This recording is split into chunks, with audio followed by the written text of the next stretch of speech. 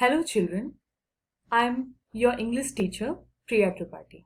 I hope you all are well at home. Today in English literature we'll study chapter 3, The Night the Bed Fell. So before we study or before we read the chapter, let's read about the author first. James Thurber. Lifespan is 1894-1961. Was an American author, cartoonist, journalist, and playwright. Thurber's cartoons and short stories were published regularly in the New Yorker. He went almost completely blind due to an injury in one of his eyes. But that never stopped him from writing or drawing. One of the most popular humorists of his time, Thurber won many awards, including a Tony and an Emmy Award. It was little about the author. Now let's read the chapter. From here, story begins. The narrator relates an incident of his youth, when a bed fell on his father. The father occasionally slept in the attic. Attic means a store kind of a thing where we keep our old things, where he would think and eventually sleep on an old wooden bed. The house is filled with an eclectic range of family members, including a nervous cousin who is afraid of falling asleep and stop breathing. He shares a room with the narrator who promises the cousin that he will keep an ear open for breathing. One of his aunts fears the day when someone will chloroform her bedroom to get her belongings. By midnight of the particular night, everyone was in bed.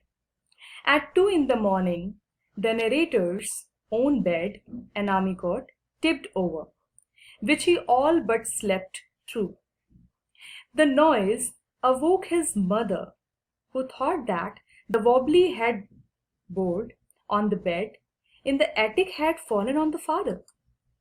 His cousin awoke during the shouting from the mother.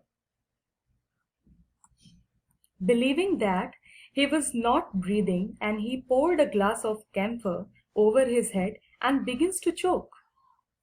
It's at this point the narrator awoke, believing people were trying to awake him to get him out of his perilous situation.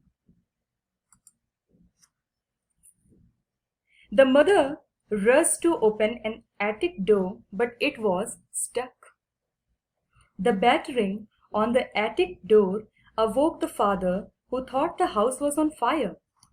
He yells that he's coming, but they all believe it is him dying. The narrator and the brother finally emerge from the room, and the dog, alarmed by all the noise, leaps at the cousin.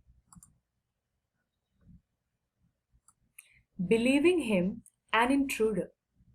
Finally, the father opens the attic door to ask what's happening, at which point they piece together all the things that happened. It was really a funny situation, children.